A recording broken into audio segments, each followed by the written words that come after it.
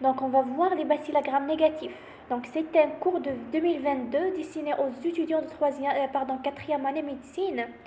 Donc, c'est seulement les nouvelles définitions. On ne va pas parler des anciennes définitions, donc on va parler des nouvelles définitions. Bon, concernant les bacilles à grammes négatifs, ont une caractéristique qu'ils peuvent donner des thrombophlébites. يعطيونا des thrombophlébites. Bon, يبداو par des colonisations.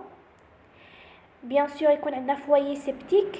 بعد يتحول إلى thrombophlébites. Et le thrombophlébites va circuler dans la circulation sanguine. Bien sûr, ces bacilles à grammes négatifs, bien sûr, ils vont vers des localisations secondaires presque dans tous les organes. Tous les organes peuvent être touchés par les bacilles à grammes négatifs après son dissémination dans la circulation sanguine. Donc, ces bacilles à grammes négatifs sont bien sûr en deux origines, une origine nosocomiale et une origine communautaire. Donc, dans la plupart des cas de ces bacilles à grammes négatifs sont au niveau digestif. Donc, la porte d'entrée principale des bacilles à grammes négatifs, c'est la voie digestive. La voie digestive, elle est proche de la voie urinaire. Donc, certaines bactéries peuvent aller vers la voie urinaire. Donc, sont d'origine digestive. Ils peuvent ينتقلوا إلى الطريق urinaire. Et dans ce cas, la porte d'entrée sera urinaire. D'accord? La porte d'entrée de ces bacilles à grammes négatifs sera urinaire. Par exemple, les Escherichia coli, le chef de file. Des infections urinaires qui peuvent donner des septicémies. Ce sont des bacilles à grammes négatifs. Bon, on va commencer par les définitions. Commençons par le SRIS.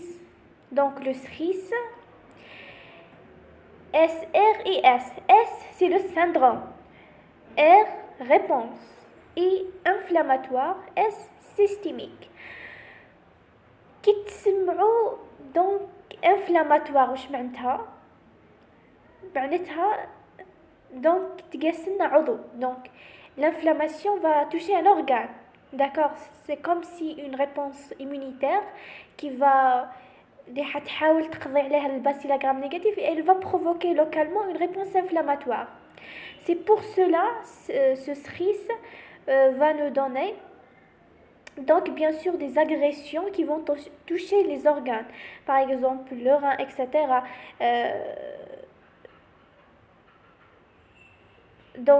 Par exemple polytraumatisé. Par exemple, donc cette inflammation, par exemple la pancréatite, etc. C'est l'essentiel, une inflammation au niveau d'un organe. C'est ça le SRIS. Donc l'organisme va essayer de s'adapter, donc il va faire augmenter sa température, ou bien on va constater et l'augmentation de la température et la diminution de la température.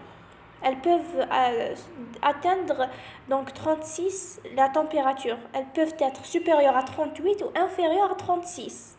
Donc une hyper ou bien une hypothermie au cours de ce SRIS. Deuxième symptôme, on a des infections cardiaques. Voilà. Bien sûr, la fréquence cardiaque va être supérieure à 90.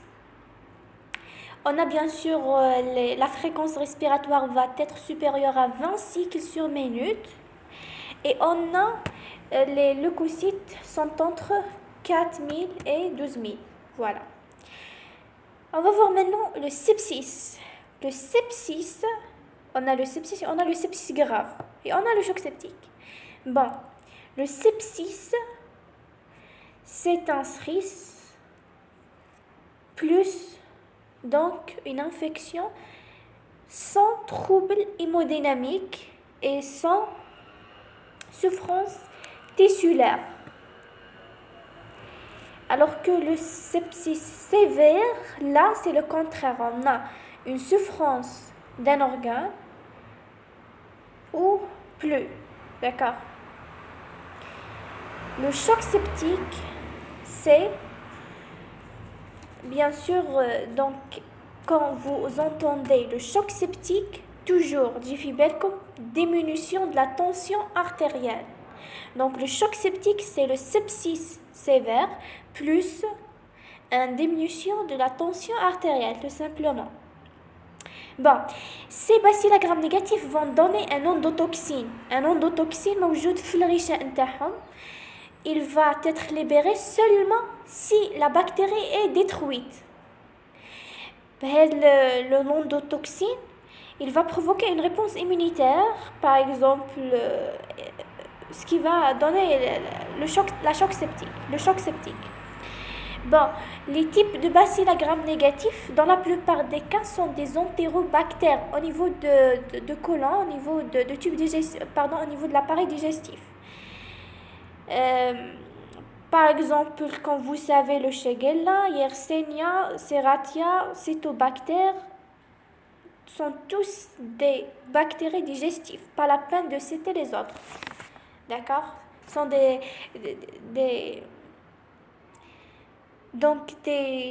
dans la plupart des cas, sont des bactéries au niveau digestif, mais on peut avoir certaines exceptions, par exemple le pseudomonas, hein, c'est un bacille gram négatif qui peut donner un choc septique. Par exemple l'hémophilus. L'hémophilus peut donner un choc septique malgré il n'est pas connu comme ça, comme un entérobactère, d'accord? Bon.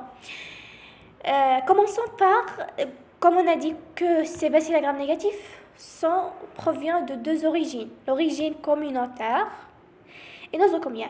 Pour les communautaires, c'est 50% des sepsis par les bacilles gram négatifs, 50% sont d'origine communautaire. C'est assez important. Bon, seulement le 25% peuvent donner des sepsis ou bien des chocs septiques. Dans la plupart des cas, l'origine communautaire ne va pas donner des chocs septiques. C'est seulement 25% des cas. Bien sûr, l'origine à cause, par exemple, les infections, comme on a dit dans le début du cours, c'est les infections urinaires.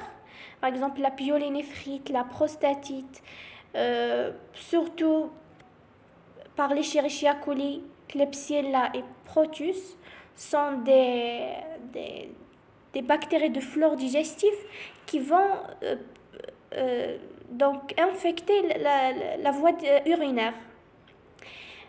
Deuxièmement, les infections digestives. On aura donc des diarrhées fébriles à cause, par exemple, des viandes ou bien des œufs, par exemple Salmonella, les Escherichia coli vont donner ce tableau. Vont donner des infections donc, au niveau digestif.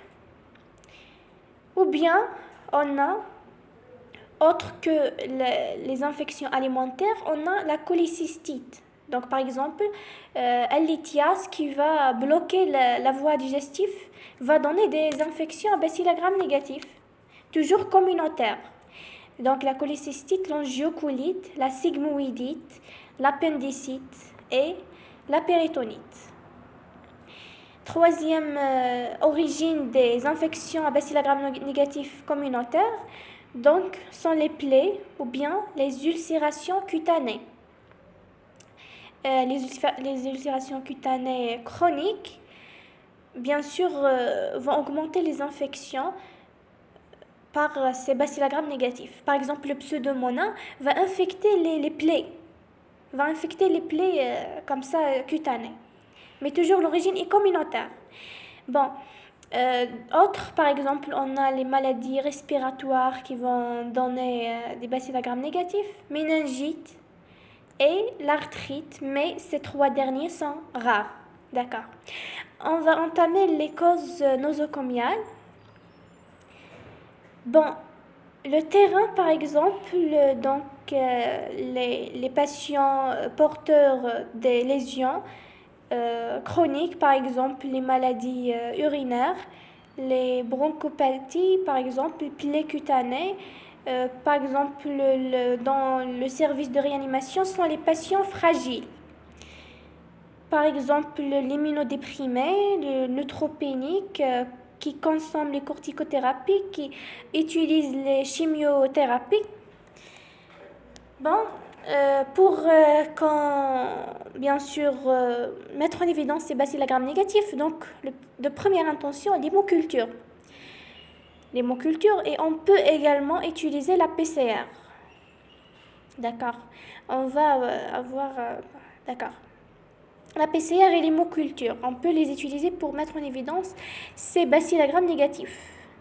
Donc, on a deux scores pour évaluer la gravité de ces bacilles gram négatifs, SOFA. Donc, bien sûr, SOFA va donner une vue générale sur tous les organes, par exemple l'exploration des fonctions rénales, respiratoires, neurologiques, cardiaques, par des scores, par exemple neurologique par le score de Glasgow. C'est ça le score SOFA. Le score que SOFA fait 3 paramètres. Premier paramètre, c'est la fréquence respiratoire. Elle doit être supérieure à 20 cycles sur minute, ou bien 22. La fréquence cardiaque doit être supérieure à 90. La pression artérielle systolique va être inférieure à 100 mm du mercure. On a dit donc la pression artérielle inférieure à 100 mm du mercure et la fréquence respiratoire supérieure à 22 sur minute. Et enfin, le score de Glasgow qui va évaluer la fonction neuronale doit être inférieur à 13. Sont des signes de gravité évalués par le score de SOFA. Bon, pour le traitement, donc de première intention, les bacilles gram négatifs sont traités par les céphalosporines de 3e génération plus les aminosides. La durée de traitement, c'est de 10 à 15 jours. On n'est pas dans les méninges. Dans les méninges, on donne 3 semaines. Donc, c'est 21 jours. La durée est beaucoup plus lente. Mais là, non, c'est 10 jours. 10 jours, oui. Pour le pseudomonas, donc, il est préférable de donner l'hémépénin. Pseudomonas, l'hémépénin. Alors que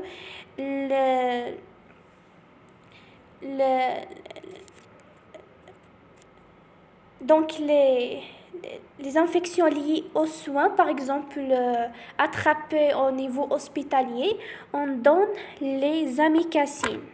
Donc amikacines pour les bacilles gram négatifs nosocomiales sont beaucoup plus résistantes. Voilà, c'est ça. Donc bien sûr, après le traitement, on doit évaluer le patient. Par exemple, la température, on doit